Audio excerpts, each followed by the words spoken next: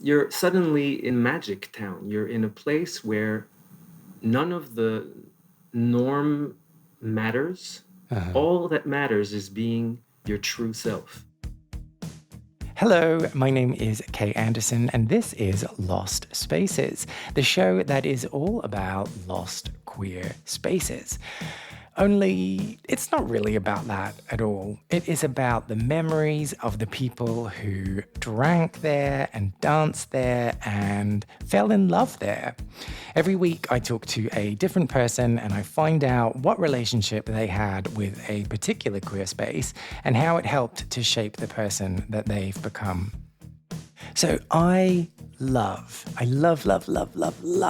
can't overstate how much I love the kind of people that can go through a whole bunch of bullying, a whole bunch of othering, a whole bunch of shit in their life, just relentless shit for most of their childhood, and then still come out the other end and be like, do you know what? I quite like who I am. I'm not changing it for anyone. You can take or leave it.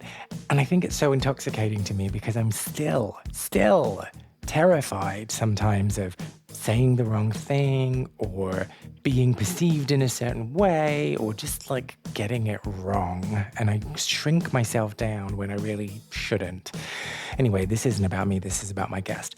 Those vibes, those kind of no give a fuck vibes that I was just talking about, are exactly the ones that came across this week when I sat down to chat to singer-songwriter Van Hechter, who joined me to talk about his lost space, the Montreal, Canada nightclub Cox, which he started going to whilst he was still in high school, just a little baby gay. Oh, and before we get going, I've already said it, the nightclub was called Cox, so there are a few Cox jokes sprinkled into the episode. Sorry, this is the kind of dad humor that you come to this show for. I couldn't help myself. Right, let's get into it.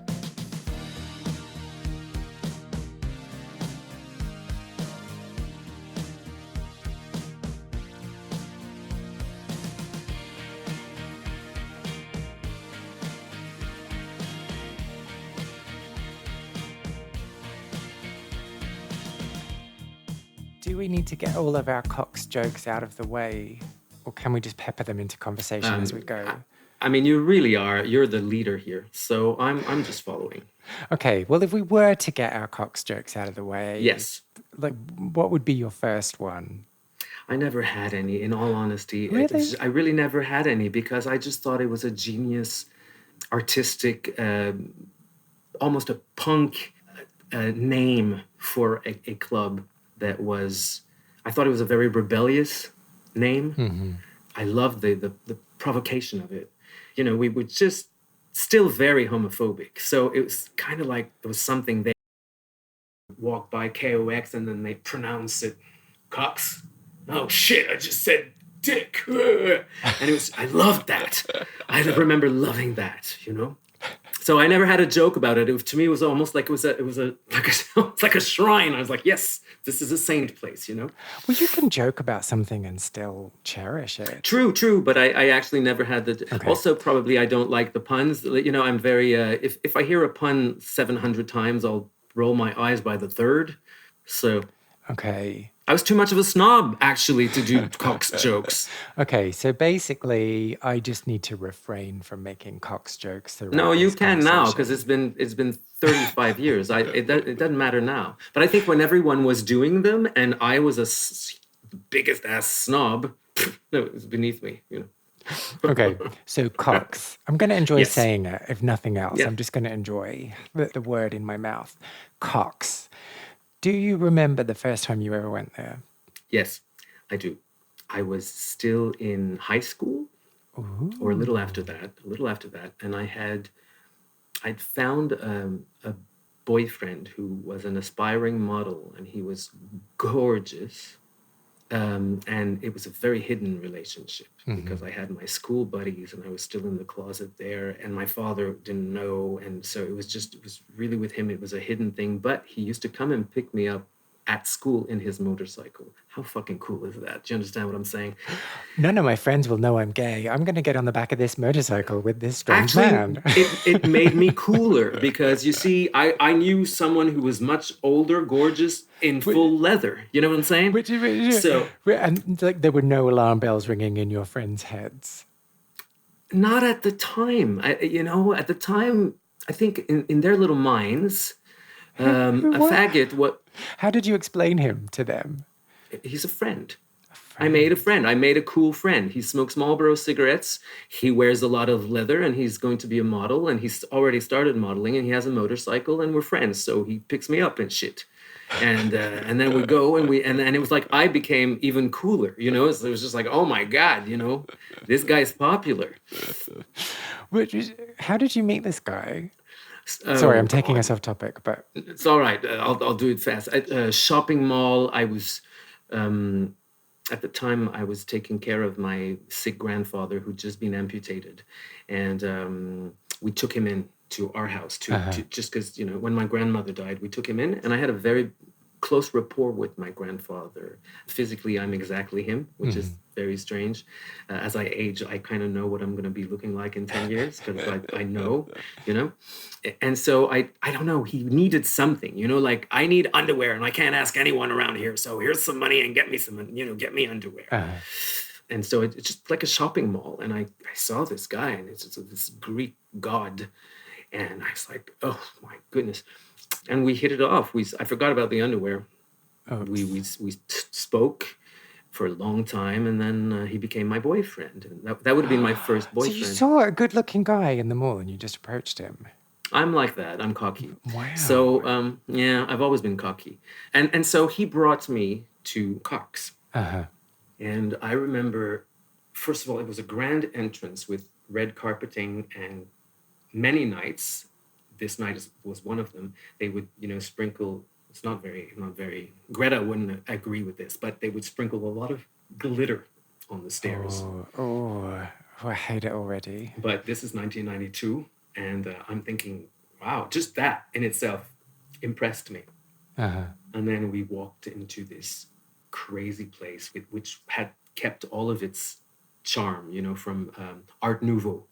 And then they had balconies and they had drawings of men having sex and paintings and this and that. And the music was something I'd never heard before, and then the people were, I remember the first night I'm walking into this, and then there's an old couple, and we're talking 80s. There was, and heterosexual couple. Okay. There were all these gay men with no shirts on and perfect bodies. There were a couple of glamour girls. And I remember having the distinct impression that I had walked into a circus.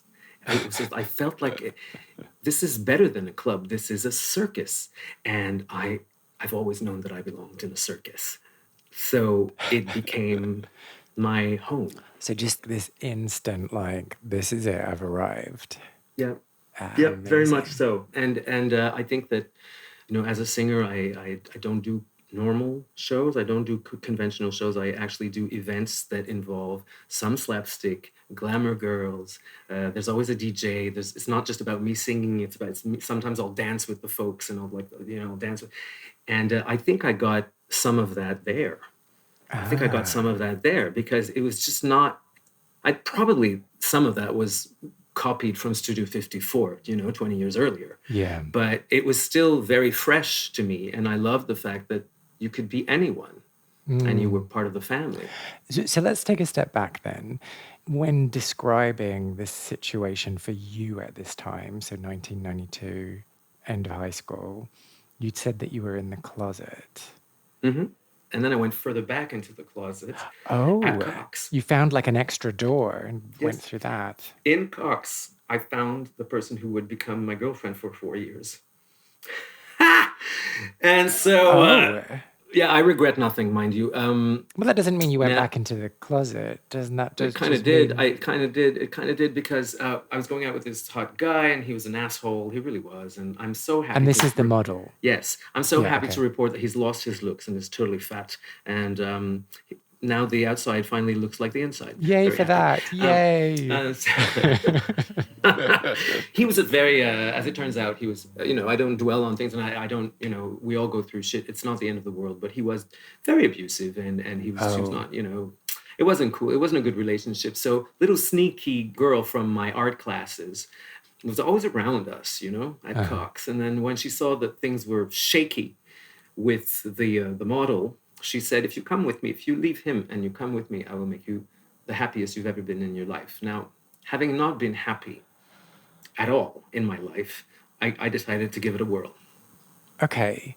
But it wasn't that like you're pansexual or bisexual or any of the other sexuals. Nope, I No. was gay. Okay. Yep. Uh, so how exactly did that work?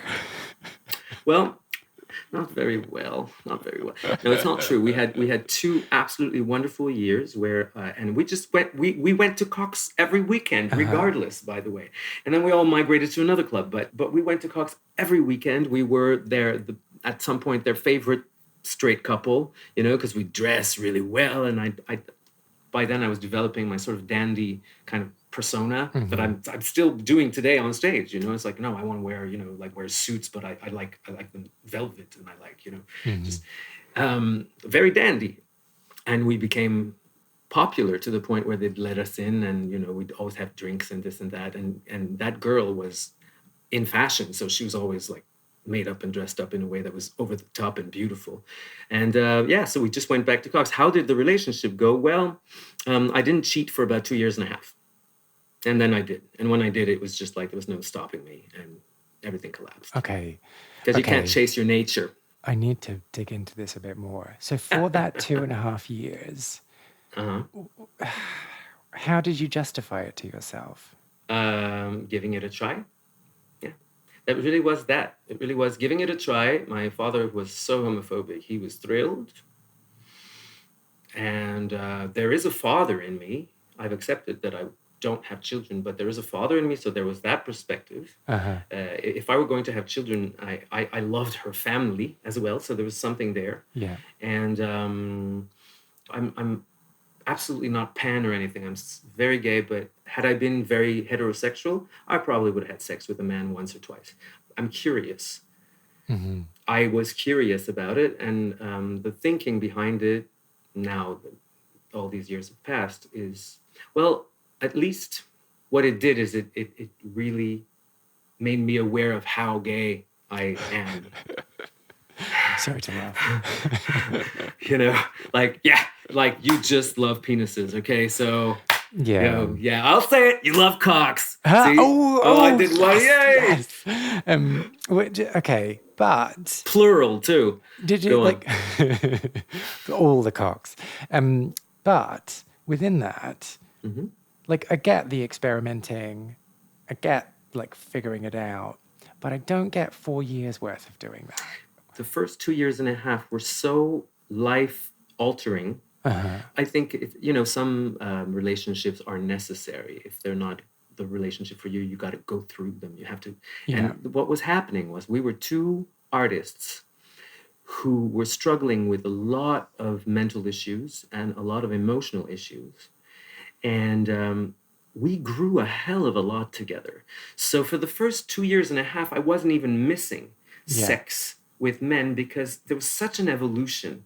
She was opening so many things to me and I to her. And Hmm. she showed me art in a way that I'd never seen before. And she taught me so much. And she had a very cultivated father who literally knew everything about anything, And she, of course, had a lot of his stuff. It was so interesting that I was willing to forget sex for about 2 years and a half. Ah. I'd masturbate to men in my head, of course, but it was just what was happening was too important, and I to this day don't regret it. Then I think we lingered on a little too much. It was Hmm. this false hope, that things would get better, but it just degenerated Ah, completely. okay. Because that's what I was going to ask. Like, so in your mind, were you like, yes, I'm heterosexual, let's go this heterosexual path? No, Or in your mind, were you no, still like, yeah, pretty no, gay? no, no, no, no. I knew I was gay. I was just thinking. I remember being, for instance, this is something a very nice memory. Before going to Cox, actually, in the summertime, sometimes she would, we'd have 2 days off or something, and then she would come, and then there was a swimming pool at my father's house, and so we would sort of lay around the pool and then tan and sing Bridget Bardot songs, and because we thought those were so ridiculous, and then we'd laugh, and then we'd sort of prepare dinner, and while dinner was cooking, we would open the dictionary and start learning word definitions. Like we'd pick words that we didn't know, and we'd teach them to each other, and we did stuff like that. And it was just, I felt like I was culturally growing so much that I remember being in that living room, looking at words, looking up words in the dictionary, and thinking, yeah, it's okay if I don't suck dick right now. This is where I have to be. Yeah.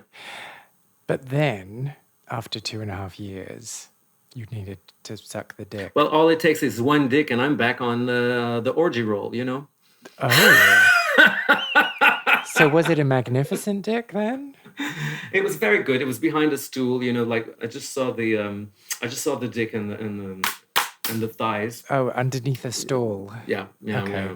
It'll get you every time. I mean, it got me, and I remember that. And then I saw a silhouette of a guy. But back then, people used to rollerblade a lot, so I saw a silhouette of a kind of a muscular guy just rolling away. I never got to see his face, but that was the breaking point for me. I mean, that's it. From then on, it was like at least 4 a day. So, how? I was very sexual when I was young. Did you not have like things to do? I did. I would often choose sex. Okay, so time management aside, you still maintained that relationship for another 18 months. Yes, and that was very painful. I would come in, and then, of course, you lie, and you just not well, and you're trying to find reasons to fight because you don't want to have sex, and so you're trying to find ways to fuck up the relationship. Man, blah blah blah blah blah blah blah, and it was just not good. That's all on me. It was not good that way. However, I think that the great times were so worth it that there you go. And as I said, I think I enjoyed Cox mostly with that girl. I wasn't dating boys at that time. How did it eventually end? She left me first, then she wanted back, and then I told her to leave. We were also, as I said, we were two emotional cripples. And children. And struggling with mental problems. So there was also this very codependent thing. And that's harder to break than love is. It's like, I don't do that anymore. But back then, there was a real codependence there. And so breaking up was hard. Because where am I going to find my support? Yeah. And I mean, she must have known something. Because she stole me from a man, and then we went to Cox every weekend. That says something about her too, by the way. Well, yes, it does. Yeah. Okay. Yeah. Yes, it does. Definitely signs. Yeah. One or two. And always hinting that I want a threesome with another guy. I mean, come on. Okay. Well, and so, okay. But back to Cox. And what else do you remember about that first night? That first night, I remember thinking that I'd found something in myself that was so true that I could never go back. I knew that I could, from that point on, I could never go back to not wanting actually to be in show business. Because what this whole thing, for me, it was just pure show business. It was everything was a show. The clients, the dancers, everyone was playing a part, and they were playing the part that they loved the best, which is wonderful. I love that. And I remember thinking, I am meant to be in such environments. This is my home. But and so up until this point, had you not given yourself permission to want to be a performer? Is that what you're saying?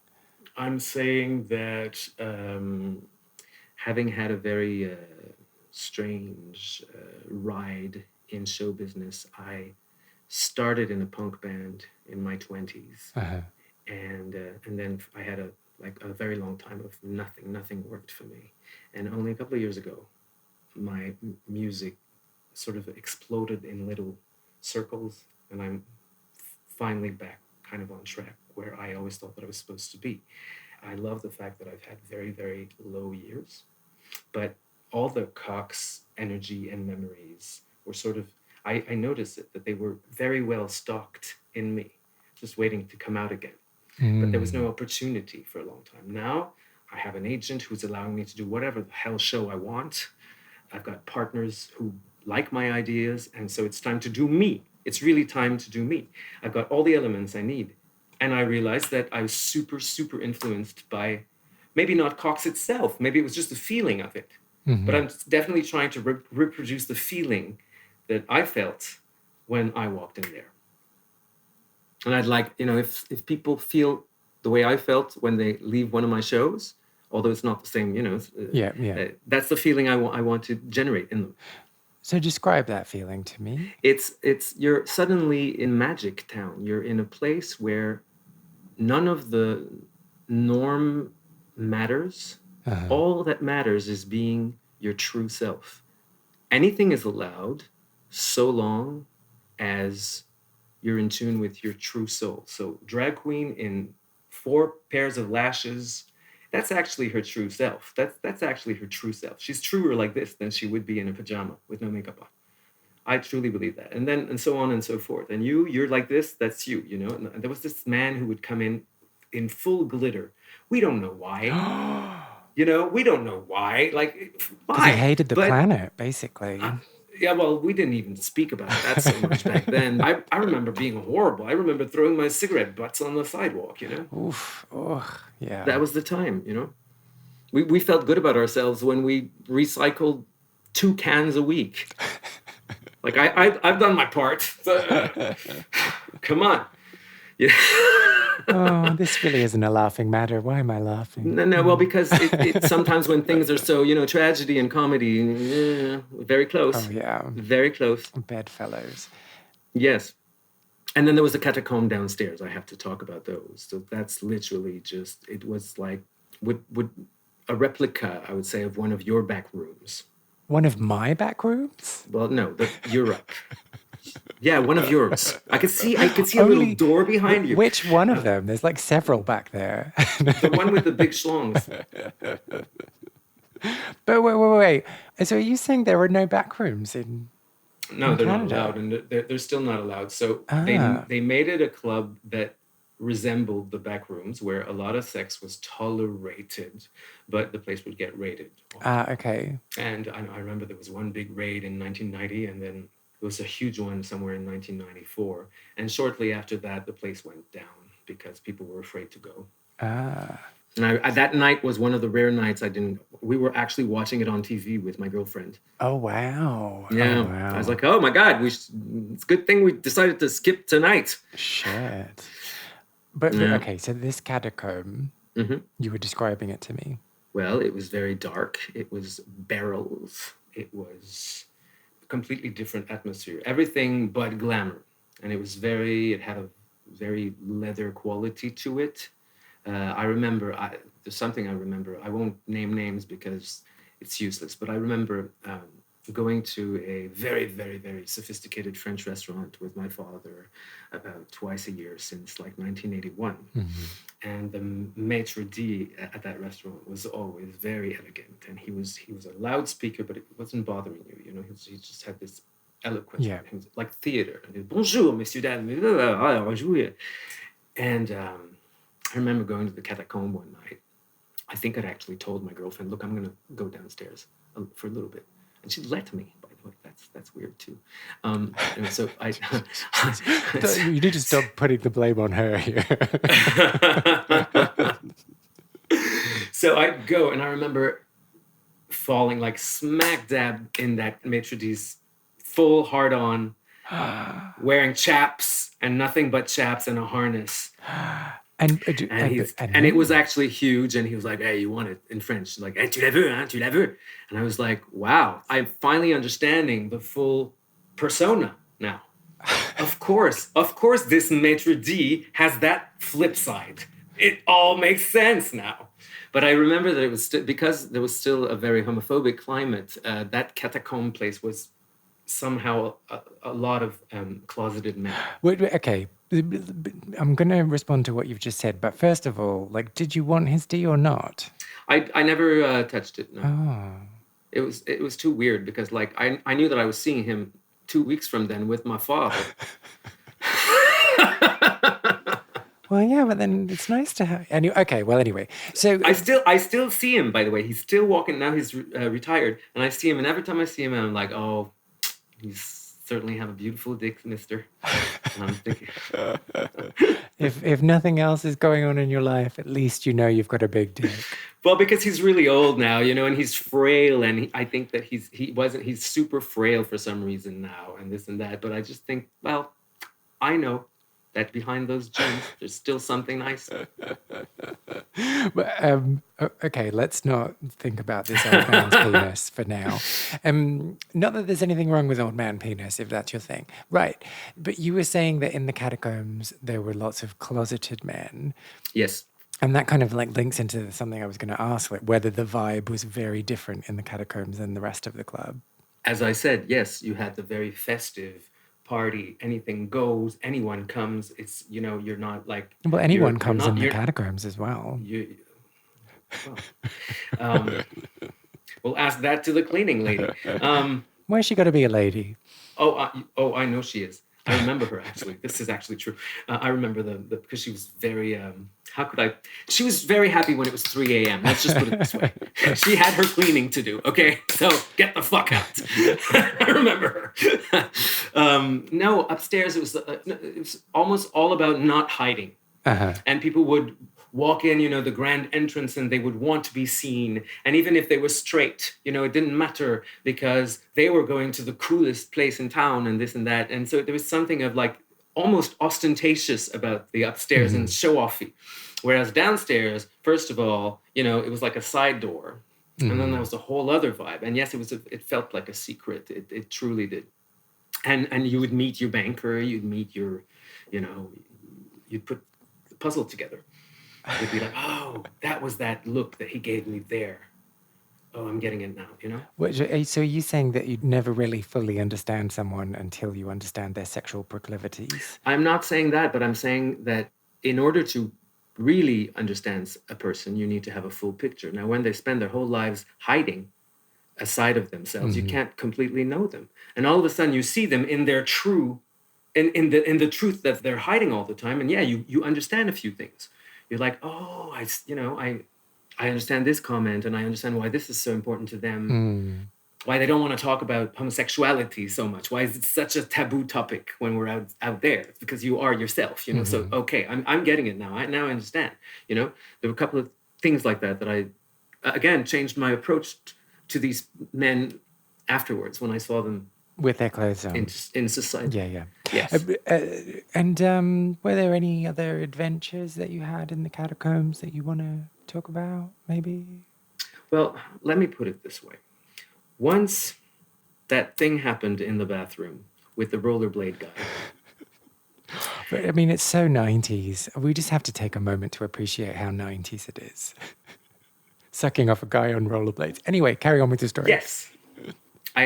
Ironically, I've never seen him again with this. I never saw his face, but I do think of him once in a while because he was the trigger of my just saying, okay, that's it. That's it. You're not, like, what are you doing? You're not straight.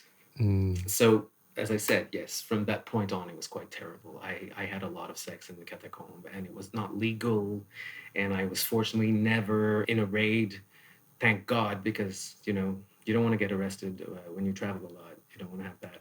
No. But I was a kid, and I didn't even understand that it was illegal, by the way, strangely. Like, I didn't even know. It's just a lot of dick, that's all I saw. Dignitized, yeah. Yes, very much so. So I do a lot there. And there was a lot of drinking and smoking. And then when I wanted the dress-up vibe with more of a party mood, that was upstairs. So there was that. And I definitely went to catacomb to swallow as much semen as possible. You wouldn't gargle? I mean, mix it up. I don't know. And also, we were so afraid of the AIDS at that point that there was almost no anal. There was almost no anal. It was just, that was the point where it was just a little bit before the first generation of meds. And we would see people literally dying on the street because they had been expelled from their apartments. And so we were petrified. And so, yeah, there was very little anal, very little. Oh, interesting. There was a lot of circle jerks. That was a thing. There was a lot of urinal fun. There was a lot of mutual masturbation, and there was a lot of oral. And even then, you check. You'd be. I remember being like, "Do I have a cut? Something Yeah, going on inside here?" your mouth. Yeah. And those were the times. And these places provided aside from when they were being raided, they did provide a sort of a safe haven. Yeah. They really did. Can we talk about the raid? Sure. What do you remember of that night when you were watching it on the TV and you saw that it had happened? I remember thinking that I was going to have to really come out of the closet and do something for my community. You know, I remember thinking, yeah, look at how unfair this is. You know, I saw the raid on TV and I saw some of the guys that I knew from the club. And I remember thinking, okay, you're going to have to come out to your father first and step up. And then once you've come out to your father, you're going to have to come out to the world. And then you're going to have to promise yourself that at some point in time, you're going to do something for your own community. But it was all a step-by-step thing. I wasn't ready to do that night. But I remember thinking that night. And you talked about the steps that you needed to take and those being gradual. What were the steps? Step one was, you're going to have to tell your father. Oh, so that was the first thing. Yeah, that was the first step. You know, I was out to a lot of people the way a lot of people were out. I mean, like, what would happen in the catacomb happened in the catacomb. You didn't, you know, you'd say hi on the street, but you wouldn't. Back then, it was almost normal to be closeted to an extent. So you had your gay pals who knew, but then no one would say, hey, you know. Suck any good cocks recently? Yeah. Unless it was at a gay brunch, you know, with all gay people. So yes, my first thing was, you got to tell your father, because by then my mother passed away a little bit before my 4th birthday. And he was my only living relative. And he was so homophobic that I was like, he has to know first. So I did that the following year. And it didn't go smoothly. What happened? Oh, let me take a few seconds about this. I only completely forgave him about 3 weeks ago. Isn't that strange? That's a conflict that was never resolved while he was alive. He told me, when I came out to him, he told me to never tell anyone, to marry regardless, and to pretend like it wasn't true.